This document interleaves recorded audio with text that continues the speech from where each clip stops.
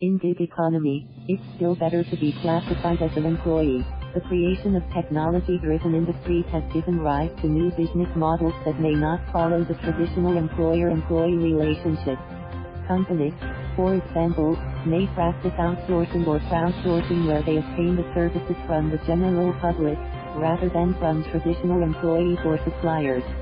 This has led to the rise of the on-demand economy or gig economy where freelancers, on-call workers, and temporary, health agency workers, attempt to make a living.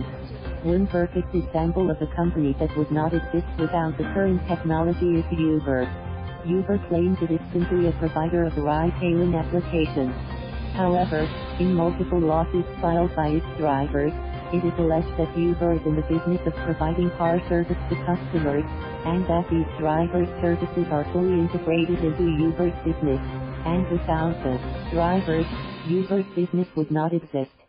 Drivers claim that Uber has misclassified its drivers as independent contractors. As a result, the drivers have to bear expenses that should be borne by the employer, such as gas, insurance, home data charges, vehicle maintenance, and insurance. However, drivers are rarely independent in the way they perform their work for Uber. The company's control over the workers is evident in the following. Uber has also advertised to customers that gratuity is included in the cost of its car service. However, Uber drivers do not receive the total proceeds of any such gratuity.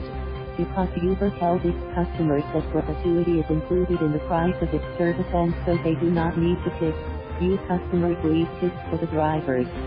Uber has also prohibited its drivers from accepting tips. In their lawsuit, Uber drivers in Massachusetts and California claim that they were misclassified as independent contractors when they were in fact employees. Drivers thus claim reimbursement for business expenses, payment of minimum wage, and payment of overtime. Uber countered that its drivers were not employees because Uber exercised minimal control over drivers' work hours and work schedule, and drivers set their own hours. Workers in the gig economy are often not called employees in the traditional sense.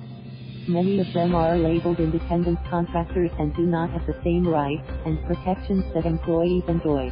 Independent contractors are not entitled to minimum wage, to overtime pay for working more than 8 hours per day or 40 hours per week, protection from unlawful deductions, protection from unlawful discrimination and harassment, reimbursement for business expenses, workers' compensation protection, additional benefits such as sick pay, health insurance, retirement and profit-sharing plans, and the right to the employer's share of the Social Security, unemployment and disability taxes.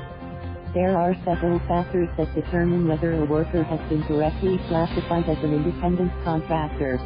The most important factor is the employer's right to control the worker's manner and means of performing the job. If the employer determines how the worker should do the work, what tasks to accomplish and how to accomplish them, then the worker is an employee and not an independent contractor.